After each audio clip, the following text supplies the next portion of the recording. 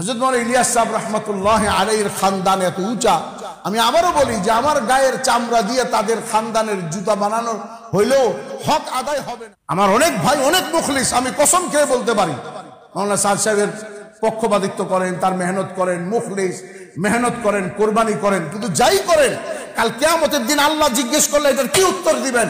যদি আল্লাহ বলে এটা আপনাকে যে তুমি যে জায়গায় দাঁড়ানো ছিলা এটাকে তুমি সঠিক মনে করছো, এর প্রমাণ তোমার কাছে কি? দাওয়াতের মেহনতের ময়দানে যে দুইটা শখসি নিজাম, মশওয়ারার নিজাম, শুরাই নিজাম, ব্যক্তি কেন্দ্রিক, মশওয়ারা কেন্দ্রিক।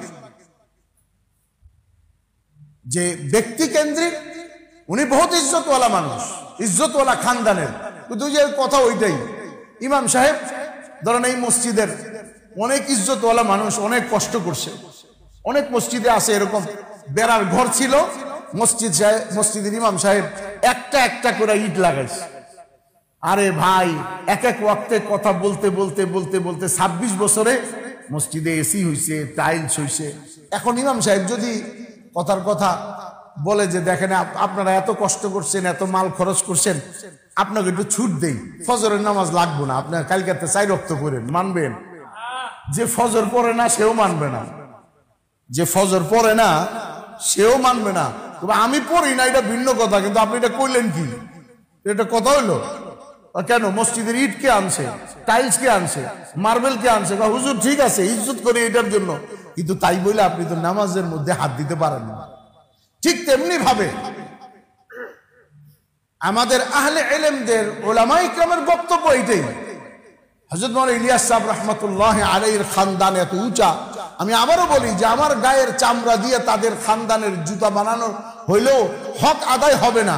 কিন্তু তাই বলে আহলে ইলমরা যে কথা বলছেন, সারা দুনিয়ার উলামায়ে ইকরামরা যে প্ল্যাটফর্মে দাঁড়াইছেন, এখান থেকে সরে গেলে তখন আর সে কথা মানা যায় না। বাস এতটুকু কথাই উলামায়ে ইকরামরা বলছেন। এই জন্যই বলছেন যে ব্যক্তিকে বাদ দিয়ে মশওয়ারা করে কাজটাকে চালাবে, কারণ মশওয়ারা দাওয়াত ও তাবলীগের মেহনতের ব্রেক।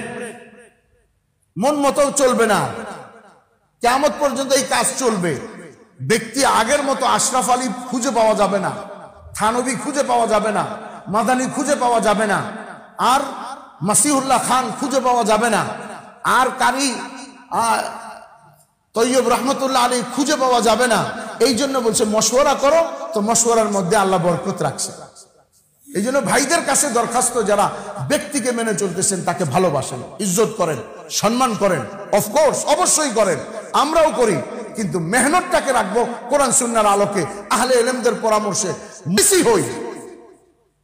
আমার অনেক ভাই অনেক মুখলিস, আমি কসম খেয়ে বলতে পারি মাওলানা সাদ সাহেবের পক্ষপাতিত্ব করেন, তার মেহনত করেন, মুখলিস মেহনত করেন, কোরবানি করেন, কিন্তু যাই করেন কাল কিয়ামতের দিন আল্লাহ জিজ্ঞেস করলে এটার কি উত্তর দিবেন?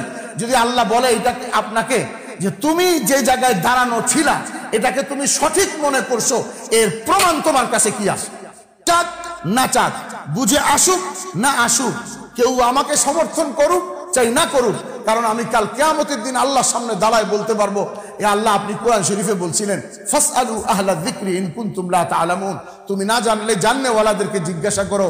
এ আল্লাহ, ওই জামানায় আহমদ শফি, ওই জামানার বাবুনগরী, ওই জামানার নূর হোসেন কাসিমি, ওই জামানার মুফতি তকি উসমানী, ওই জামানার মুফতি রফি উসমানী, ওই জামানার এরকম ভাবে আব্দুল্লাহ দরখাস্তি, ওই জামানার মুফতি জারুলি খান, ওই জামানার মৌলানা ইব্রাহিম, ওই জামানার মৌলানা আবুল কাসিম নোমানী, ওই জামানার মৌলানা এরকম সাইদ আহমদ পালনপুরি, এরা সবাই যেহেতু বলছে শুরাই নিজামের সাথে মেহনত করতে, আয় আল্লাহ আমি ওনাকে মহব্বত করতাম, কিন্তু যেহেতু আমি নিজে এলেম রাখি না, আমি সমস্ত আলেমদেরকে মানছি, সুতরাং এ আল্লাহ আপনি আমাকে বদলা দেন, ওই সমস্ত আলেমকেও বদলা দেন।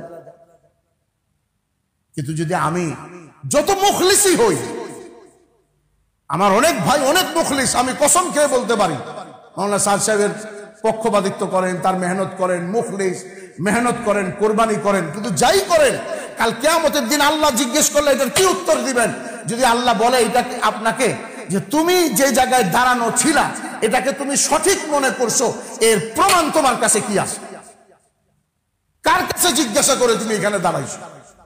তুমি এই প্ল্যাটফর্মে কার কাছে জিজ্ঞাসা করে দাঁড়াইছো? তোমার কাছে দলিল কি আছে?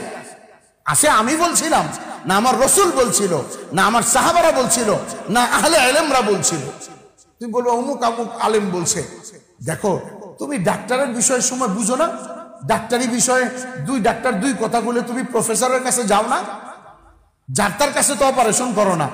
বাংলাদেশ থেকে তুমি চলে যাও ভেলুরে, ইন্ডিয়াতে, ব্যাংককে, সিঙ্গাপুরে, তো তুমি ইমানের আমলের ব্যাপারে যখন ইখতিলাফ হইলো আহলে ইলমদের কাছে তুমি কেন গেলা না? তুমি মহল্লার ফার্মাসিস্টে দিয়ে যেমন চিকিৎসা করাও না, তো মহল্লার ইমাম অথবা মহল্লার অমুক মুয়াজ্জিন অথবা অমুক হাফেজ সাহেবের কথা শুনলা কেন তুমি? এই জন্য মেরে মুহতারাম আজিজ দোস্ত, যখন এই মেহনত করব, এই মেহনতের মাধ্যমে আমাদের মধ্যে আল্লাহর সাথে সম্পর্ক হবে, আর আল্লাহ আমার মধ্যে আমার সমস্ত মানুষের সম্পর্ক ঠিক করে দিবে। এই মেহনতের দ্বারা আমার ইমান ইসলাম ঠিক হবে। তাহলে কি হবে? আমার দুনিয়ার সমস্ত মাসলা আল্লাহ হল করবেন, আর আমার সমস্ত সমস্যার সমাধান যদি আল্লাহ করেন, তো দুনিয়ার কারো কোনো বাপের বেটার ক্ষমতা নাই যে আমাকে আমার পশম বাঁকা করতে পারে।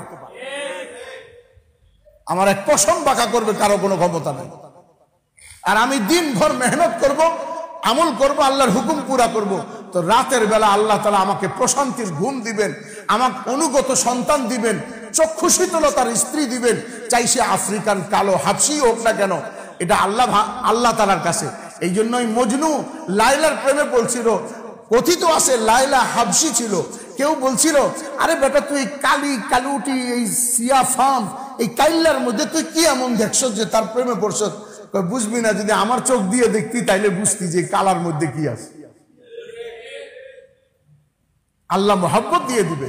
আল্লাহ মহব্বতের জন্য অলংকারের মুখাপেক্ষী না। আল্লাহ মহব্বতের জন্য ভালো কাপড়ের মুখাপেক্ষী না। শর্ত হলে মেহনত করে আমাদের ভিতরে দ্বীনের পিপাসা তৈরি করতে হবে। তৈরি আছি তো ইনশাআল্লাহ।